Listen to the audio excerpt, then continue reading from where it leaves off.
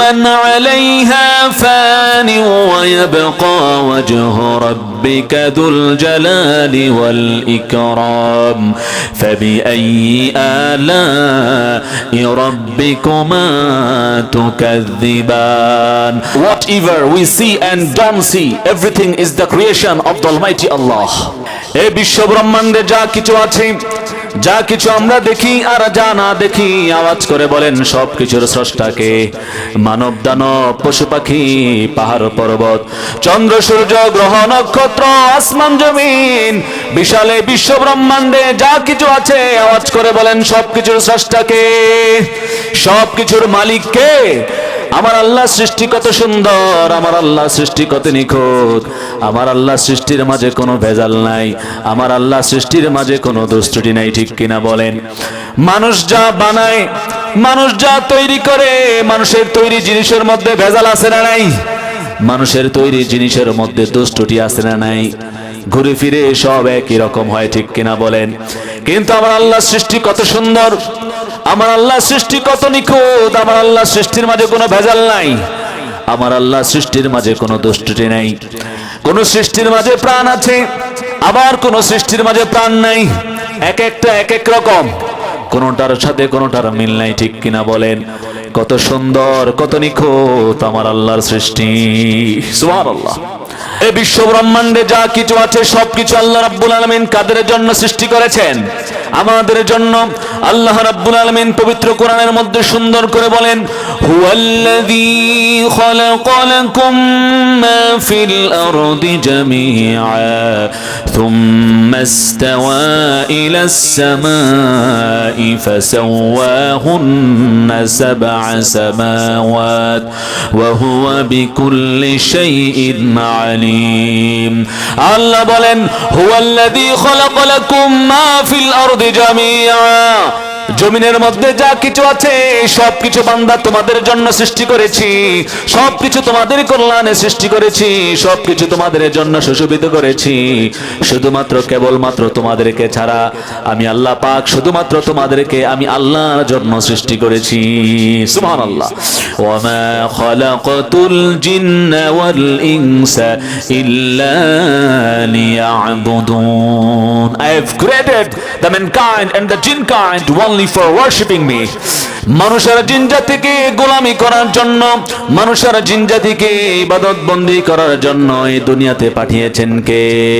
এই দুনিয়াতে অযথা আমাদেরকে পাঠানো হয় নাই, এই দুনিয়াতে বেহুদা আমাদেরকে পাঠানো হয় নাই, শুধু খাওয়া দাওয়া আর ঘোরাফেরা করার জন্য পাঠানো হয় নাই, বরং 5 ওয়াক্ত নামাজ পড়ার জন্য, কোরআন তেলাওয়াত করার জন্য, কোরআন অনুযায়ী জীবন পরিচালনা করার জন্য, আর জীবনের প্রতিটি সেক্টরে, জীবনের প্রতিটি ক্ষেত্রে ইসলামের বিধিবিধান মেনে চলার জন্য আমাদেরকে পাঠিয়েছেন কে? ক্ষণস্থায়ী দুনিয়ার জিন্দেগিতে যতদিন আমরা বেঁচে থাকবো, আওয়াজ করে বলেন কার কথা মতো চলবো, কার গোলামি করব, কার আইন মেনে চলবো? শুধুমাত্র কেবলমাত্র কাকে ভয় করব? আল্লাহ ছাড়া কাউকে ভয় করা যাবে নাকি? আল্লাহ ছাড়া কাউকে ভয় করা যাবে না, আল্লাহ ছাড়া কারো সামনে মাথা নত করা যাবে না, আল্লাহ ছাড়া কারো সামনে হাত পাতা যাবে না। নির্দিষ্ট কয়েকটি দিনের জন্য দুনিয়াতে আমরা এসেছি, সময় ফুরিয়ে গেলে আবার আমাদেরকে চলে যেতে হবে। এই দুনিয়া টিকে থাকার জায়গা না, এই দুনিয়াতে কেউ টিকে থাকতে পারবে না, এই দুনিয়াতে কোনো কিছু স্থায়ী হবে না। এই যে আসমান দেখেন, জমিন দেখেন, এই আসমান জমিন পাহাড় পর্বত চন্দ্র সূর্য গ্রহ নক্ষত্র বিশাল এই বিশ্ব ব্রহ্মাণ্ডে যা কিছু আছে সব কিছু একদিন ধ্বংস হয়ে যাবে, সব কিছু একদিন তছনছ হয়ে যাবে, শুধুমাত্র কেবলমাত্র একজন থাকবেন। আওয়াজ করে বলেন তার নাম কি? আল্লাহ রাব্বুল আলামিন কোরআনের মধ্যে সুন্দর করে বলে দিলেন, কুল্লু মান আলাইহা ফানি ওয়া ইয়াবকা ওয়াজহু রাব্বিকা যুল জালালি ওয়াল ইকরাম ফাবিআইয়ি আলাই রাব্বিকুমা তুকাযযিবান। আল্লাহ বলেন এই বিশ্ব ব্রহ্মাণ্ডে যা কিছু আছে সবকিছু নশ্বর, সবকিছু একদিন ধ্বংস হয়ে যাবে, সবকিছু একদিন তছনছ হয়ে যাবে। কি সুন্দর এই আসমান জমিন, এই আসমান জমিন একদিন এরকম থাকবে না।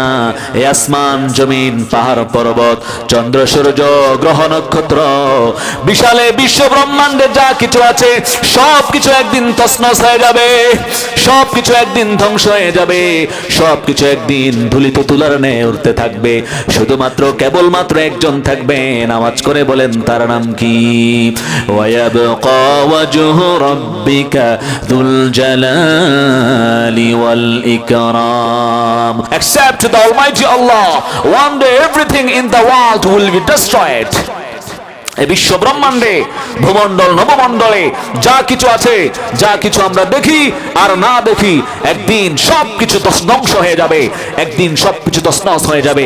কোনো কিছুই দুনিয়াতে চিরস্থায়ী থাকবে না, এই দুনিয়াও একদিন থাকবে না, সবকিছু ধ্বংস হয়ে যাবে। শুধুমাত্র কেবলমাত্র একজন থাকবেন, আওয়াজ করে বলেন তার নাম কি? এই দুনিয়াটা ক্ষণস্থায়ী বসবাসের জায়গা, দুনিয়াটা চিরস্থায়ী বসবাসের জায়গা না। কেউ আমরা দুনিয়াতে চিরস্থায়ী বসবাস করতে পারবো না। চিরস্থায়ী বসবাসের জায়গা হলো পরকাল। চিরস্থায়ী বসবাসের জায়গা কি? পরকালীন জীবন, যে জীবনের শুরু আছে কিন্তু শেষ নাই, অনন্তকাল চিরস্থায়ী পরকালে আমাদেরকে বসবাস করতে হবে। পরকালীন জীবন হলো আসল জীবন, পরকালীন জীবন হলো প্রকৃত জীবন। আল্লাহ রাব্বুল আলামিন কোরআনের মধ্যে সুন্দর করে বলে দিলেন, ওয়ামা হাদিহিল হায়াতুদ দুনিয়া ইল্লা লাহু ওয়া লাইব ওয়া ইন্নাদ দারাল আখিরাতা লাহিয়াল হায়াওয়ান লাউ কানু ইয়ালামুন। আল্লাহ রাব্বুল আলামিন বলেন, ওয়ামা হাদিল হায়াতুদ দুনিয়া ইল্লা লাহু ওয়া লাইব। আল্লাহ বলেন দুনিয়ার জীবন হলো খেলতামাশা, কৌতুক ছাড়া আর কিছুই নয়। দুনিয়ার জীবন এটা খেলতামাশা আর কৌতুক ছাড়া আর কিছুই নয়। এরপর আল্লাহ বললেন, ওয়া ইন্নাদ দারাল আখিরাতা লাহিয়াল হায়াওয়ান। নিশ্চয়ই আখিরাতের জীবন হলো আসল জীবন, আখিরাতের জীবন হলো প্রকৃত জীবন। সুবহানাল্লাহ। দুনিয়ার জীবনটা হলো ধোঁকা, দুনিয়ার জীবনটা হলো খেলতামাশার জীবন, দুনিয়ার জীবনটা হলো কৌতুকের জীবন, আর আখিরাতের জীবন হলো প্রকৃত জীবন, আখিরাতের জীবন হলো আসল জীবন। বলেছেন কে? আজকে আমরা দুনিয়ার জীবন নিয়ে ব্যস্ত হয়ে পড়েছি। দুনিয়ার জীবনটাকে সাজাতে, দুনিয়ার জীবনটাকে সুন্দর করতে কত পরিশ্রম করে যাচ্ছি। দুনিয়া করতে করতে পরকালীন জীবনকে ভুলে গেছি, ঠিক কিনা? অথচ আল্লাহ বললেন দুনিয়ার জীবনটা হলো ধোঁকা, দুনিয়ার জীবনটা হলো খেলতামাশা, দুনিয়ার জীবনটা হলো কৌতুকের জীবন, আখিরাতের জীবন হলো তোমাদের জন্য প্রকৃত জীবন, আখিরাতের জীবন হলো তোমাদের জন্য আসল জীবন। এই জন্য আমাদেরকে পরকালীন জীবন সাজাতে হবে। দুনিয়ার জীবন নয়, আখিরাতের জীবন আমাদের সুন্দর করতে হবে, আখিরাতের জীবন আমাদের সজ্জিত করতে হবে। এখন আমরা আখিরাতের জীবন কিভাবে সাজাবো, আখিরাতের জীবন কিভাবে সুন্দর করব, আখিরাতের জীবন কিভাবে প্রতিষ্ঠিত করব?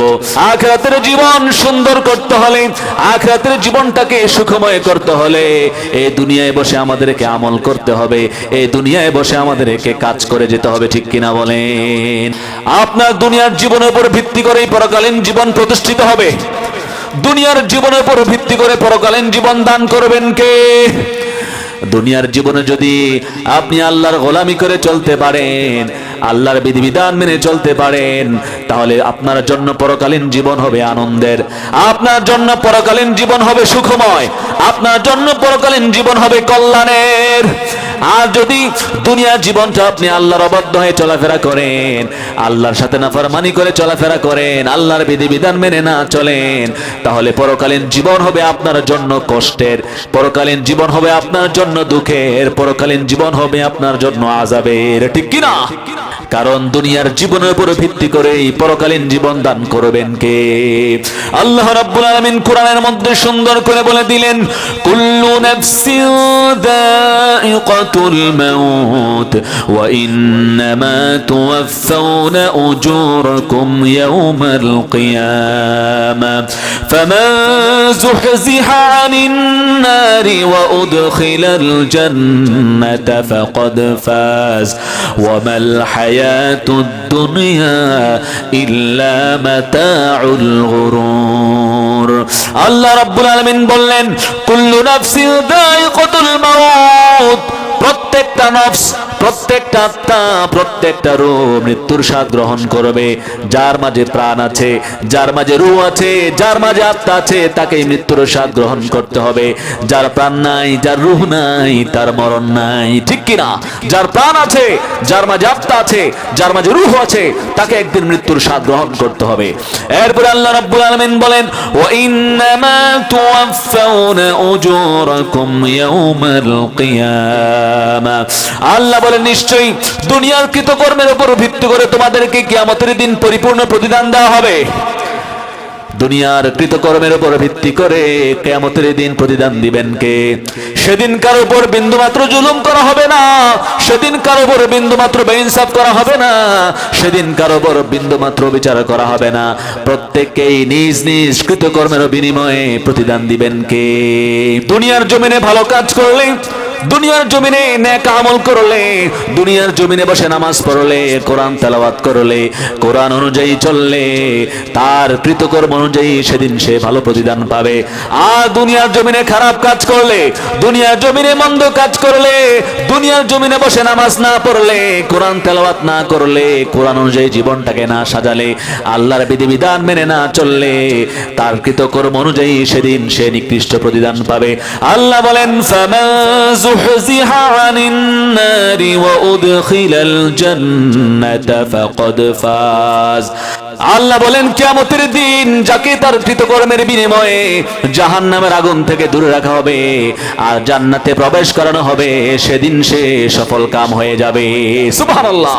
Successful are those who will be kept away from the fire of hell and admitted to paradise. কিয়ামতের দিন যাকে জাহান্নামের আগুন থেকে দূরে রাখা হবে এবং জান্নাতে প্রবেশ করানো হবে, সেদিন সে সফলতা অর্জন করবে, সেদিন সে সফল কাম হয়ে যাবে। আল্লাহ বললেন না, যারা টাকা পয়সার মালিক তারা সফল কাম, যারা ধন দৌলতের মালিক তারা সফল কাম, যারা গাড়ি বাড়ির মালিক তারা সফল কাম, যারা ক্ষমতা সম্মান মর্যাদার মালিক তারা সফল কাম। আমরা বললাম, আল্লাহ তাহলে কারা সফল কাম? আল্লাহ বললেন, কিয়ামতের দিন যারা নিজেদেরকে জাহান্নামের আগুন থেকে বাঁচিয়ে জান্নাতে প্রবেশ করাতে পারবে, তারাই হলো প্রকৃত সফল কাম, তারাই সেদিন সফলতা অর্জন করবে। সুবহানাল্লাহ পড়েন। আপনার সম্পদ আছে, ধন দৌলত আছে, টাকা পয়সা আছে, গাড়ি বাড়ি আছে, পাওয়ার আছে, আপনার সম্মান মর্যাদা ক্ষমতা আছে, দুনিয়ার লোকেরা আপনাকে সফল কাম বললেও কিয়ামতের দিন যদি আপনি নিজেকে জাহান্নামের আগুন থেকে বাঁচাতে না পারেন, জান্নাতের টিকিট হাতে না পান, তাহলে আপনি হলেন ফেইলার। আপনি কি? আপনি ব্যর্থ, আপনি কপাল পোড়া, আপনি হতভাগা। আরেকজন দিন মজুর, শ্রমিক, খেটে খাওয়া মানুষ, দুনিয়ার লোকেরা তাকে ব্যর্থ বললেও কিয়ামতের দিন যদি সে নিজেকে জাহান্নামের আগুন থেকে বাঁচাতে পারে, জান্নাতের টিকিটটা হাতে পেয়ে যায়, সেদিন সে হবে আসল সফল কাম, সেদিন সে হবে প্রকৃত সফলতা অর্জনকারী। ঠিক কিনা বলেন? আল্লাহ তুমি আমাদের সকলকে উভয় জগতের সফলতা দান করো পড়ি আমিন। অন্তত পক্ষে পরকালীন সফলতা তুমি আমাদেরকে দান করো পড়ি।